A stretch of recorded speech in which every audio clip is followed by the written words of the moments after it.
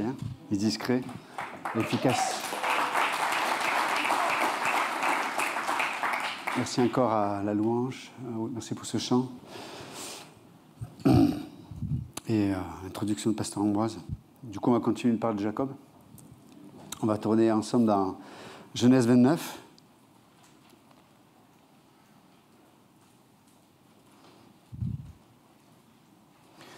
On va regarder la fin de ce chapitre parce que j'ai déjà abordé le sujet des premiers chapitres lors d'un culte d'un jeudi soir où peut-être certains ont été présents, puis d'autres ont pu l'écouter sur YouTube, sur Internet.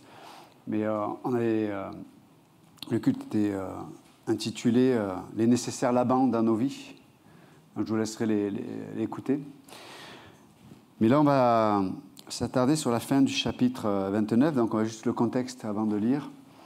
Donc Jacob fuit.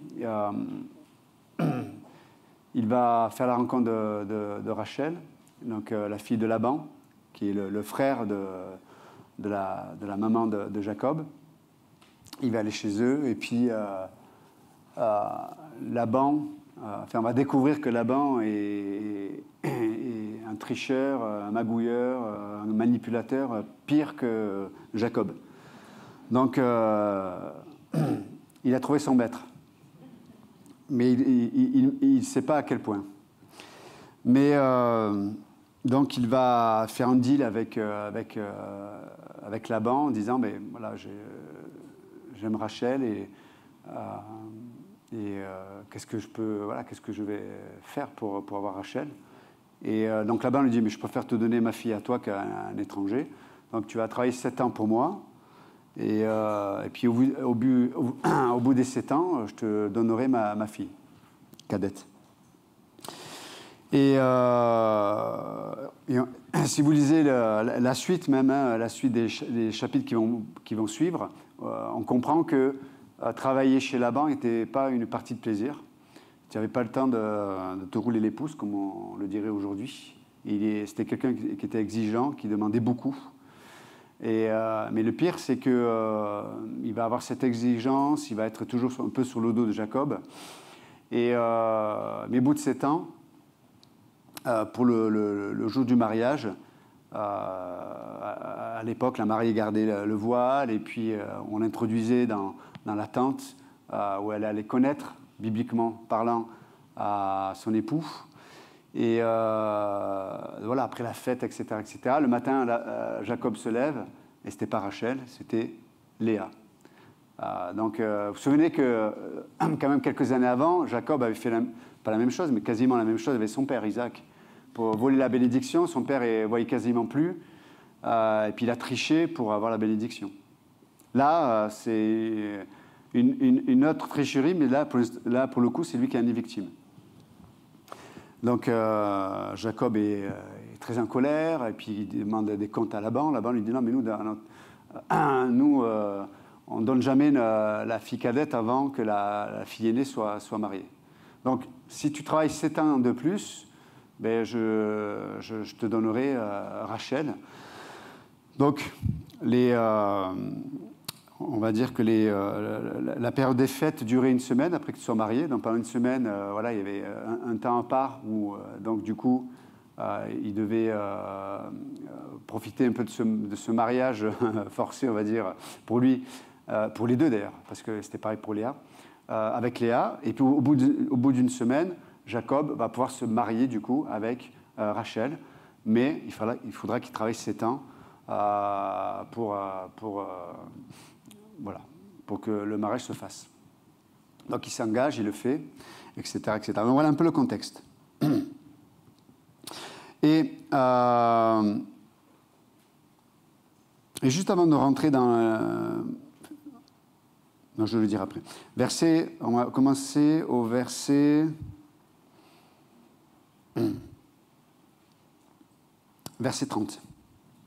Donc Genèse 29, verset 30. Jacob alla aussi vers Rachel, qu'il aimait plus que Léa. Et il servit encore chez Laban pendant 7 nouvelles années. L'Éternel vit que Léa n'était pas aimée, et il la rendit féconde, tandis que Rachel était stérile.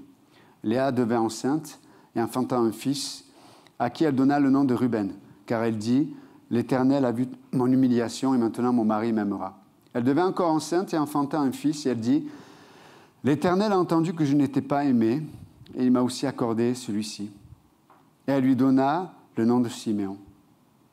Elle devint encore enceinte et enfanta un fils, et elle dit, « Pour cette fois, mon mari s'attachera à moi, car je lui ai enfanté 3 fils. C'est pourquoi on lui donna le nom de Lévi. » Elle devint encore enceinte et enfanta un fils, et elle dit, « Cette fois, je louerai l'Éternel. » C'est pourquoi elle lui donna le nom de Judas, et elle cessa d'enfanter. Père Céleste, nous prions de conduire ce message et que tu puisses parler au cœur de chacun. Dans le bon nom de Jésus, nous prions. Amen. Donc, juste avant d'aborder ces versets qu'on a lus ensemble, juste faire un petit aparté qui, je le pense, est important, qui nous donne un peu, on va dire, une règle concernant l'amour. Et regardez ce qu'il est dit au verset 20 de Genèse 29. Il dit, « Ainsi Jacob, je reviens un peu en arrière, donc, ainsi Jacob servit 7 années pour Rachel, et elles furent à ses yeux comme quelques jours parce qu'il aimait. » Et justement, de voir le message, juste un petit aparté sur le rapport que Dieu fait entre l'amour et la patience. Et je pense que c'est extrêmement important pour ceux qui ne sont pas mariés et qui le souhaiteraient, ceux qui peut-être fréquenteraient, etc. C'est intéressant de voir à quel point l'amour envers l'autre amène à avoir cette patience. Malheureusement, aujourd'hui, on est une société où les gens aiment le fait d'aimer l'autre, plus que la personne qu'ils aiment. Vous me suivez ? Du coup, il y a une impatience. Il y a une impatience d'aller-rapport, verbaux, de dire à quelqu'un que tu connais pas plus que ça, ou tu ne sais pas si c'est vraiment la sagesse de Dieu, le temps de Dieu, la volonté de Dieu, et de lui dire « mais je t'aime, je donnerai ma vie pour toi, on va se marier », alors que ça fait une semaine qu'on fréquente. C'est pas sage du tout, quoi. C'est pas sage. C'est pas la sagesse de Dieu. C'est la première chose. Deuxième chose, on comprend que Jacob et Rachel sont gardés purs. Ils ne se touchaient pas. Il n'y avait aucun contact physique. Est-ce que Jacob a souffert de ça? Non. Ces 7 années, à ses yeux, sont passées comme quelques jours. Pourquoi? Parce que Jacob aimait réellement Rachel. De la belle façon, de la bonne façon. Mais quand c'est notre passion qui prend le dessus sur la valeur de l'autre, comment Dieu voit l'autre, il y a des choses qui se passent en dehors de la sagesse et du plan de Dieu. Et j'aime cette définition. Il l'aimait et ces 7 années sont passées comme quelques jours. Quelques jours. Donc, c'est un bon test. C'est un bon test. De quel amour je pense aimer l'autre? Si cet amour ne te donne pas la patience pour honorer Dieu, pour honorer la parole et pour honorer l'autre, je ne touche pas une femme, qui n'est pas ma femme, je ne touche pas. C'est scripturaire. Paul dit, il est bon un homme de ne pas toucher une femme. Toucher, ce n'est pas juste... non, c'est toucher. On ne touche pas une femme. Si ce n'est pas ta femme, tu ne la touches pas. C'est la première chose. La deuxième chose, je l'honore aussi. Je dis, non, je t'aime assez pour attendre le temps de Dieu. C'est extraordinaire, non? Je t'aime assez pour attendre le temps de Dieu. Et Jacob n'avait pas 20 ans à cette époque-là. Il avait déjà de belles années qui étaient passées devant lui. Alors, j'imagine que dans son corps, ses besoins, au niveau de la sexualité, etc., c'est un homme en plus. C'est que des fois, on a plus ce penchant sur la sexualité des fois que les femmes, quoique. Aujourd'hui, tout change. Mais bon, bref. Mais on voit que son amour lui donnait la capacité d'honorer Dieu et d'honorer Rachel. Donc c'est vraiment important de considérer ce que Dieu dit et de considérer réellement de quel amour j'aime l'autre. Parce que si mon amour me rend impatient, c'est qu'il y a un problème dans mon cœur. Dieu, peut-être, n'a pas la bonne place dans mon cœur concernant cette relation. Et deuxième chose, C'est pour ça que je rappelais que Laban était un coquin. C'est-à-dire que quand il a dit « je t'embauche », il n'a pas laissé respirer à Jacob. Je souligne cet aspect parce que souvent, ce qui peut faire qu'on peut chuter, on peut avoir des relations, quand on fréquente quelqu'un, on peut avoir des relations même qui peuvent aller jusqu'à des relations physiques, c'est parce que peut-être aussi, il y a une forme de passivité aussi. J'ai du temps, on a du temps, et plus je passe du temps avec quelqu'un proche, plus ça va être dur de résister à la tentation, de la sexualité notamment. Donc, soyons sages en tant que croyants. Soyons sages. Ne pensons pas que nous avons assez de force pour ne pas écouter les conseils de Dieu. Très important. Très important. Si vous êtes né de nouveau, vous ne vous appartenez plus, vous appartenez à Dieu.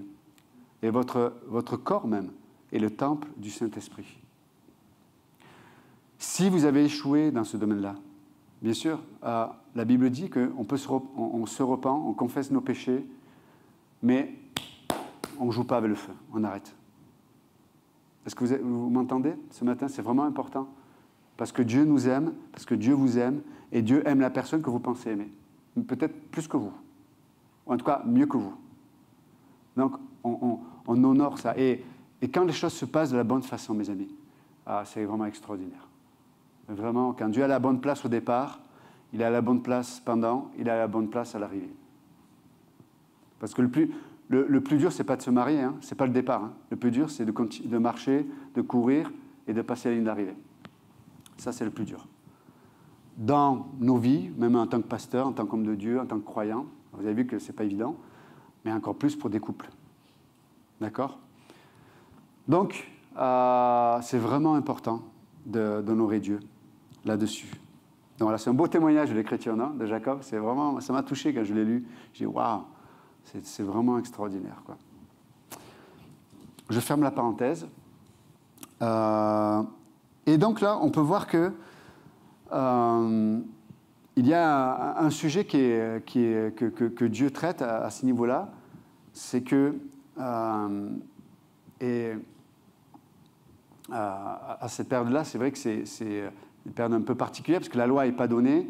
Donc Dieu n'a pas encore statué le fait qu'un homme doit se marier qu'avec une seule femme. Donc la loi ne condamnait pas encore la polygamie, mais on peut voir que dans la création, Dieu avait créé Adam pour Ève, un seul couple, qui deviennent une seule chair. Donc ce n'était pas dans la pensée de Dieu ni dans le plan de Dieu qu'un homme ait plusieurs femmes. Bref, à l'époque, c'était pas encore, Dieu n'avait pas encore statué sur le sujet. Donc Jacob va donc se marier avec Léa, mais parce qu'il s'est fait piéger.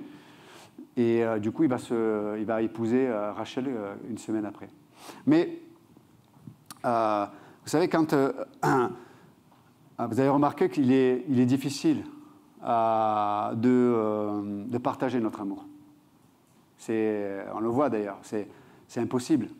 Je ne peux pas aimer réellement quelqu'un et puis aimer une autre personne. Ça ne marche pas. Et c'est ce qui se passe, c'est que du coup, Jacob va rejeter Léa. Et je dirais que ce matin, on parle de ce sujet-là, parce qu'il y a beaucoup de souffrance peut-être dans nos vies, dans notre expérience, concernant ce sujet.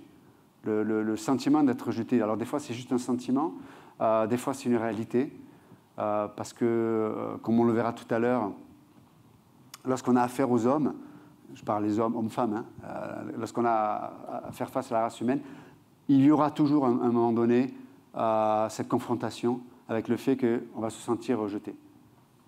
C'est juste une question de temps, mais ça va arriver.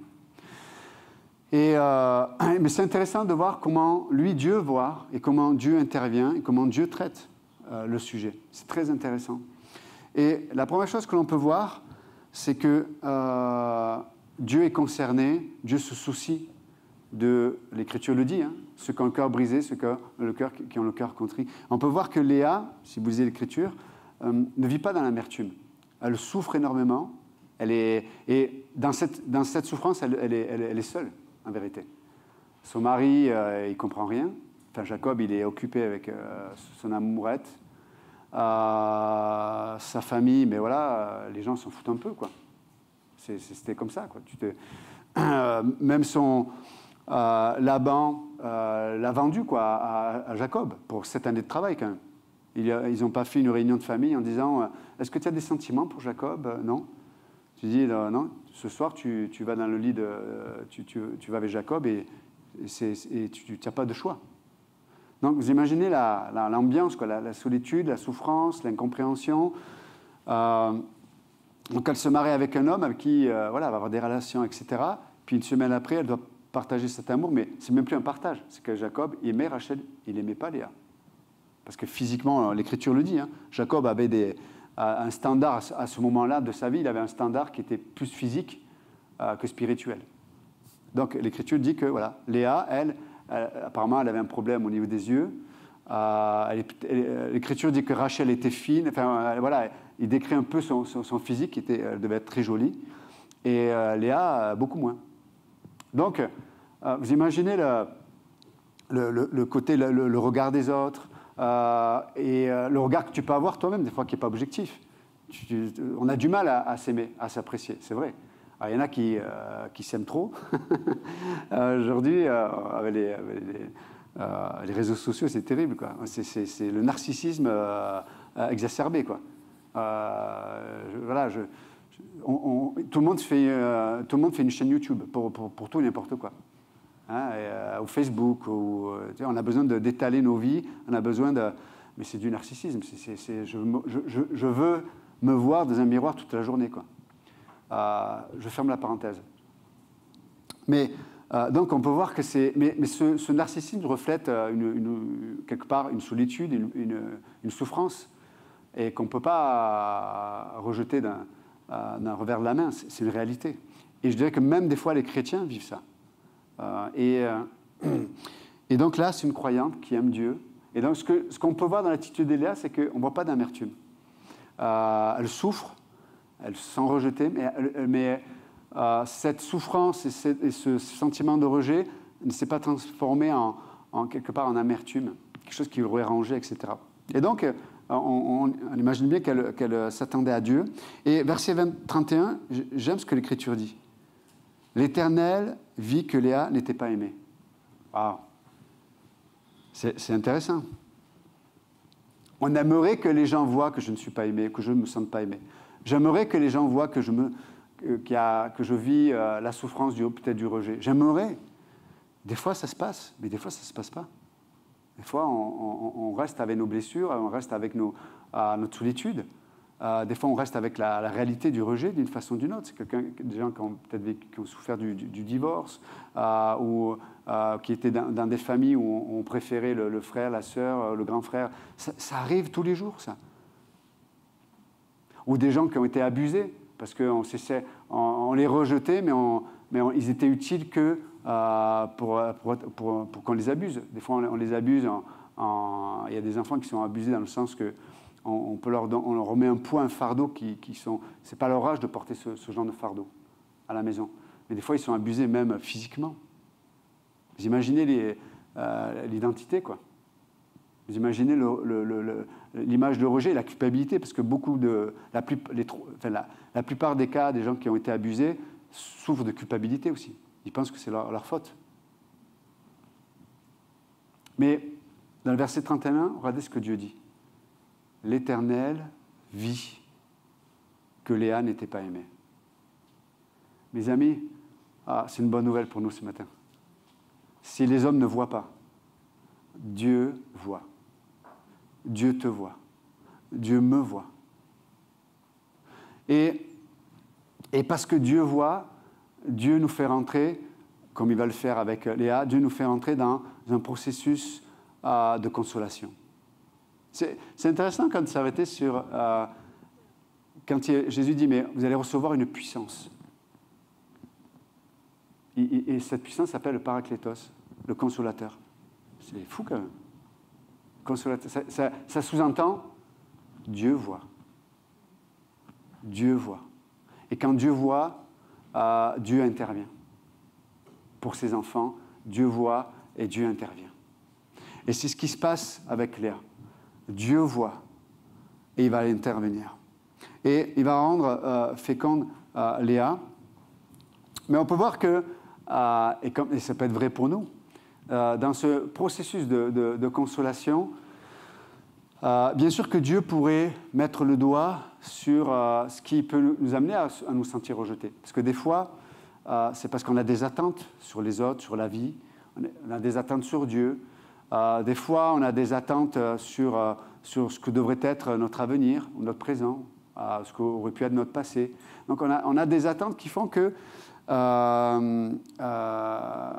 on n'est pas prêt encore à recevoir ce qui peut nous affranchir, nous libérer de ce qui nous blesse au quotidien ou ce qui nourrit le sentiment de rejet. Et on peut voir que Dieu ne met pas le doigt sur ça. Et il va rendre féconde Léa et il va lui faire du bien. Et en plus, à cette époque-là, le fait qu'une femme ait un fils, c'était la preuve d'une bénédiction. C'était la preuve que Dieu était dans l'affaire. Et donc, Rachel est stérile et Léa va avoir un enfant. Et elle va l'appeler Ruben. C'est « voyez un fils ». Sous-entendu, ok, je suis rejeté, mais regardez ce que Dieu fait. Regardez combien Dieu me bénit. Regardez ce que moi, je suis capable de produire. Elle est encore centrée sur son besoin, elle est encore centrée sur elle. Elle est encore... et encore une fois, Dieu ne la condamne pas. Mais il la fait rentrer dans un processus. De la même façon, on doit apprendre à regarder notre propre vie avec le regard de grâce de Dieu. Des fois, on sait ce qu'on devrait être, on sait ce qu'on devrait penser, on sait quel est le standard de l'Écriture. Mais faites-vous grâce dans le sens, laissez la place à Dieu de faire ce qu'il a à faire dans le temps qui va lui être imparti pour le faire dans ma vie. On doit apprendre à se regarder avec grâce aussi. Parce qu'autrement, on va toujours porter un fardeau. Vous savez, si je suis toujours concentré sur comment je devrais être, spirituellement parlant, et peut-être j'ai raison, mais si je n'accepte pas que Dieu doit faire cette œuvre-là, parce que je n'ai pas la capacité à moi-même de me libérer. Tu n'es pas un Dieu pour te libérer. Il n'y a qu'un seul Dieu. Il n'y a qu'un seul Sauveur. C'est Jésus-Christ. Et donc, il y a un processus que Dieu va opérer dans notre existence. Et donc, on a besoin de se faire grâce. Autrement, on va vivre la vie chrétienne toujours avec lourdeur, avec gravité, avec un manque de joie. Parce qu'on se dit, mais je devrais être ça, je devrais penser comme ça, je devrais être à tel niveau, je devrais. Et donc, du coup, je vis ma vie chrétienne, mais avec un poids, avec une frustration qui fait que je ne vis pas en réalité la vie de l'esprit.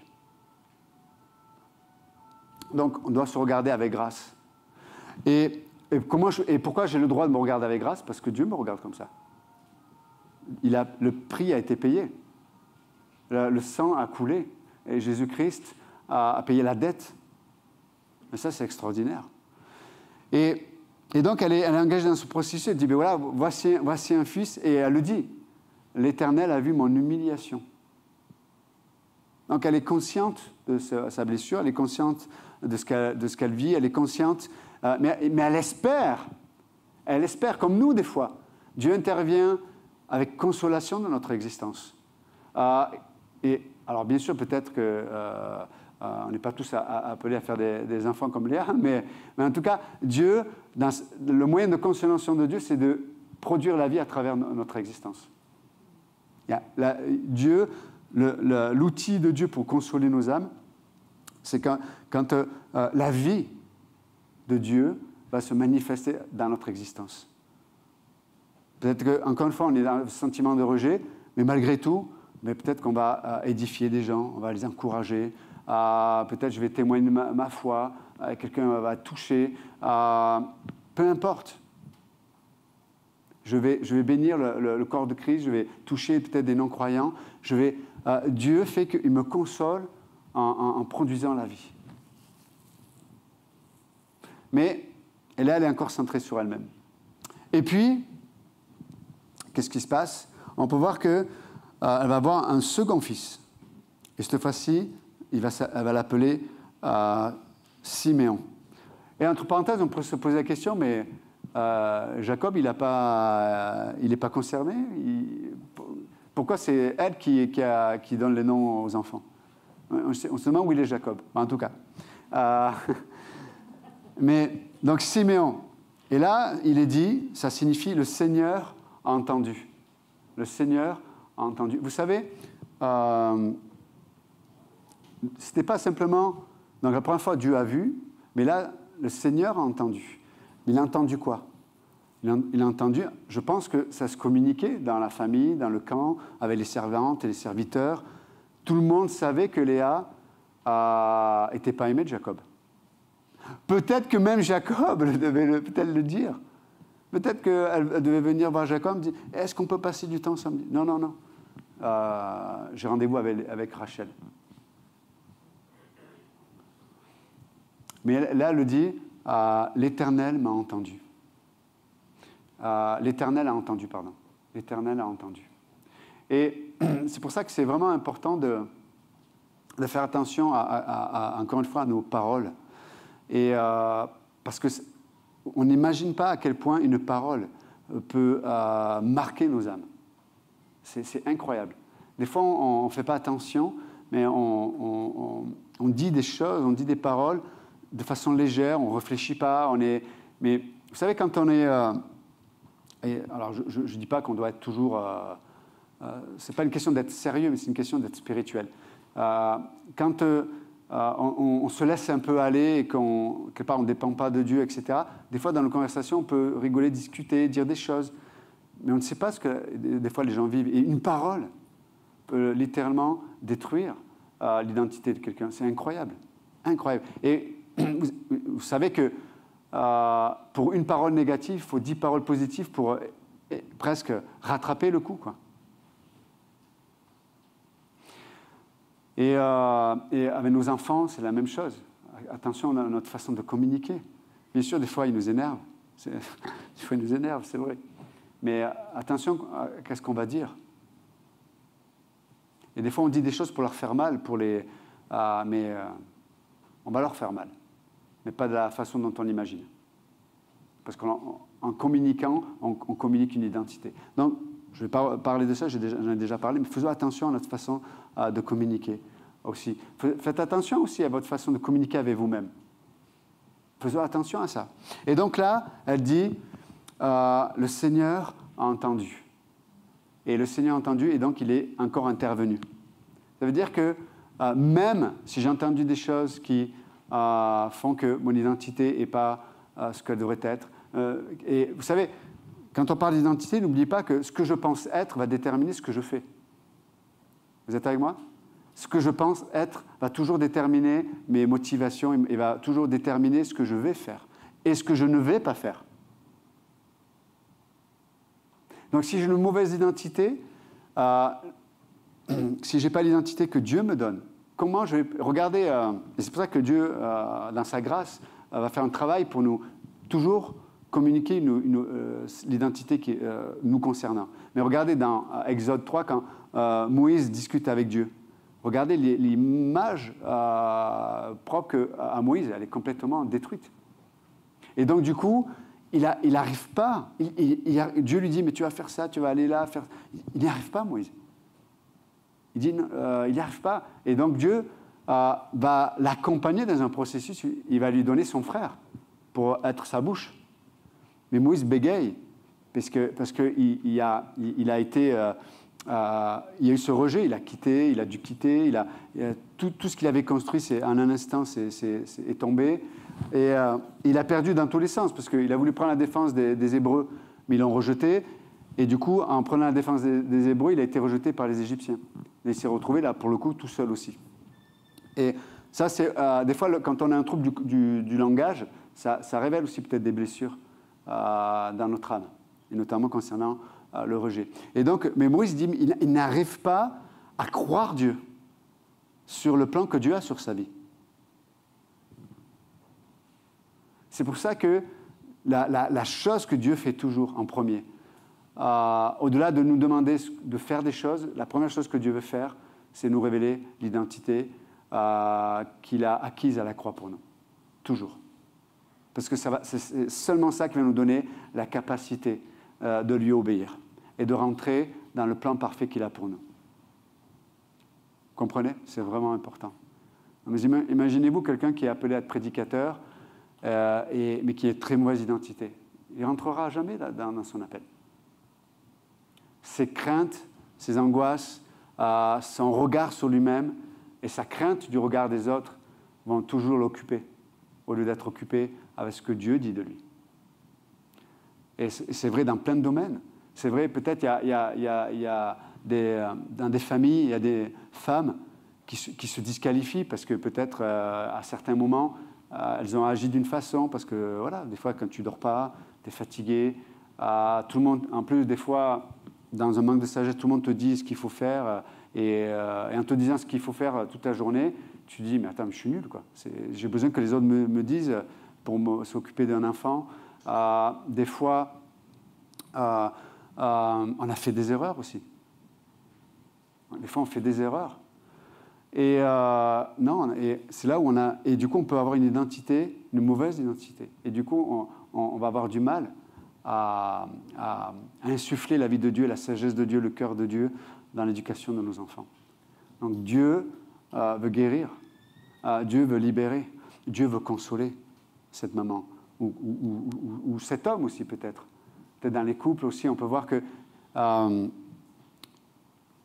des fois, on ne s'en rend pas compte, mais on nourrit des relations qui font qu'on prend des habitudes. Mais des habitudes qui font souffrir l'autre, qui nous font souffrir nous, et qui amènent une ambiance délétère dans une famille. Et en fait, les gens ne nourrissent plus cet amour, et puis ils s'éloignent. Ils vivent toujours au même endroit, hein, mais dans leur cœur, ils vivent à des années-lumière l'un de l'autre. Et alors, on pourrait passer tout notre temps à essayer de les rapprocher, mais ce n'est pas ça la façon de Dieu. La façon de Dieu, c'est la consolation. Il veut imprimer dans le cœur son regard. Dieu m'a vu, Dieu m'a entendu. Et c'est comme ça que Dieu opère des guérisons. Et ce qui fait que, alors que Dieu travaille dans le cœur l'un l'autre, sans s'en rendre compte, ils vont se retrouver. Vous comprenez la façon dont Dieu fonctionne? Et c'est vraiment vital de laisser Dieu opérer ce travail dans nos cœurs. Pour des gens qui ont été trahis aussi, très difficile. Placez-vous à l'endroit où vous allez entendre Dieu dire ce que vous êtes. C'est vraiment important. Et la troisième chose que l'on peut voir, elle va avoir un troisième enfant, et cet enfant va s'appeler attachement. Et là, elle s'est dit, là, c'est jackpot. Alors là, les amis, là, un troisième fils, mais là, c'est mieux que le millionnaire, là. Là, mon mari, il peut presque, il faut qu'il se prosterne. À ce niveau-là, qui peut faire ça? En plus, on comprend l'Écriture, c'est en très peu de temps, elle a eu les enfants. Et attachement là, assurément, mon mari va s'attacher à moi. Enfin, il va comprendre. Non, il ne comprend pas. Non, ça ne marche pas. Ça ne marche pas. Et elle va l'appeler Lévi. Et quatrième fils, là, on voit tout le processus de guérison et de consolation dans le cœur. Là, le quatrième, elle va l'appeler comment? Comment? Les masques, c'est dur. Hein. Judas, d'accord? Elle va l'appeler Judas. Et Judas, ça signifie qu'il soit, en parlant de Dieu, qu'il soit loué. Dieu soit loué. Donc là, on peut voir que tout le travail que Dieu a fait dans sa vie, où elle voyait la main de Dieu sur son âme, elle voyait la consolation, elle voyait que Dieu, elle n'était pas seule, Dieu était là. Mais elle pensait que toutes les choses que Dieu faisait allaient faire en sorte que ça allait changer sa relation, ça allait changer le regard de Jacob. Mais Ce n'est pas dans ce sens-là que Dieu a fait ce travail. Dieu voulait la libérer de cette attente qui, en fait, la faisait être blessée par les circonstances et les situations. Dieu a libéré Léa. Et là, elle s'est dit, au 4e fils, elle l'appelait Judas. N'oubliez pas, c'est Jésus va être de la tribu de Judas. Et qu'il soit loué. Elle a compris, en fait. Elle a compris le secret. Le secret pour la guérison, le secret pour la consolation, le secret pour être libérée du sentiment de rejet. C'est d'avoir une attente dans notre relation avec Dieu. De vivre sous le regard de Dieu. De vivre en cherchant à plaire à Dieu. Ça libère nos cœurs. Ça produit une liberté extraordinaire. Ça produit mais il y a eu tout ce processus. Si vous regardez peut-être vos vies, si je regarde ma vie, il y a plein de domaines encore où je peux me sentir rejeté, où il y a des blessures, j'utilise ce que Dieu me donne pour essayer de gagner peut-être la faveur des gens, d'être aimé, d'être accepté, d'avoir une importance, etc., etc. Mais mes amis, c'est en vain. C'est en vain. C'est en vain. Vous racontez des histoires. Je me raconte des histoires. Non. Seul Dieu est notre consolation. Il est le consolateur. Seul Dieu peut me libérer. Pas les hommes. Pas les hommes. Et j'aime parce que, alors qu'elle a laissé Dieu opérer ce travail dans son cœur, elle a commencé à apprendre ce que c'était l'adoration. L'adoration, c'est quand je ne suis plus esclave du mauvais maître, mais c'est qu'à un moment donné, je deviens esclave du bon maître. Je deviens le doulos. En grec, le mot grec, c'est esclave de Dieu. Je vis pour lui. Et ma volonté s'accorde avec la volonté de Dieu. C'est ce qu'on appelle l'adoration. Et ça, c'est extraordinaire. Et c'est là où on est réellement affranchi. C'est là où on est vraiment libre. Tant que Dieu ne fait pas ce travail dans nos cœurs, vous allez lutter avec des choses qui ne... bien sûr, des choses peuvent s'améliorer, mais vous allez faire du bricolage. Monsieur Bricolage n'est pas loin, je crois, mais ce n'est pas ici. Ce n'est pas dans la Bible. Dieu n'est pas Monsieur Bricolage. Non, il ne fait pas du bricolage. Dieu change la racine des choses. Il change la racine des choses. Et c'est là où la liberté. Et là, il est dit, elle arrêta d'avoir, en tout cas à ce moment-là, elle arrêta d'avoir des enfants. Après, elle va en avoir d'autres, mais là, elle va arrêter d'avoir des enfants. Pourquoi ? La consolation a opéré. Et Dieu va passer à autre chose avec elle. Ce qui est extraordinaire aussi, pour finir, c'est que pour moi, il y a vraiment une différence entre Léa et Rachel. Rachel, vous savez, on verra plus tard, mais quand Jacob va partir de la maison de Laban, Rachel va voler les dieux, les téraphines de son père. Parce qu'elle était encore dans l'idolâtrie, elle était... enfin voilà. Rachel n'a pas forcément été une femme très spirituelle. Léa, pas tout le temps non plus, mais elle avait quand même une marche avec Dieu. Mais ce qui est intéressant, c'est que ce qu'elle a toujours attendu de Jacob, en vérité, ça va s'accomplir, mais très tard. Dans Genèse 49, quand Jacob donne ses dernières instructions juste avant de mourir, il dit « Je veux être enterré dans le tombeau, dans le sépulcre, de là où il y a eu Abraham et Sarah, de là où il y a eu Isaac et Rebecca, pardon, et je vais être dans le sépulcre de là où il y a Léa, ma femme. » Il va être enterré avec Léa, à la fin. C'est magnifique, hein? On voit que Dieu a changé le cœur de Jacob. Il a vu ce qu'il n'avait jamais vu, malheureusement, pendant tant d'années. Donc, faisons grâce aussi aux gens. Il y aura un temps où Dieu va opérer certaines choses, où Dieu va peut-être ouvrir les yeux, mais laisser ça, c'est à Dieu que ça appartient. Ce n'est pas à moi. Mais elle a marché avec Dieu. Et nous devons juste être des vases de consolation. On doit accepter l'œuvre de Dieu pour opérer cette consolation dans nos vies. Et mes amis, c'est là où on va apprendre. Comme Jésus dit, bientôt il y aura des adorateurs qui vont adorer en esprit et en vérité. D'accord? Donc, Seigneur, merci encore pour ta parole ce matin. Merci pour ta douceur. Merci pour le travail que tu veux opérer dans nos vies. Et merci pour ton plan, Seigneur, qui est parfait. Parce qu'on peut voir même dans ce passage que, au-delà de cette histoire personnelle, tu as utilisé cette situation pour accomplir ton plan, ton grand plan. Parce qu'on peut voir que ces enfants vont être les enfants des tribus de Juda, 6 pour Léa, 6 pour Rachel. Mais on voit que Léa va accoucher de fils, notamment Judas, qui va être la lignée du Messie. Que l'Éternel soit loué. C'est dans l'adoration que nous laissons la place à Jésus-Christ dans nos vies. C'est dans la louange, lorsque notre regard est affranchi de tout ce qui peut-être nous amène à être blessés jour après jour. C'est dans ce chemin-là que nous te laissons la place, Seigneur.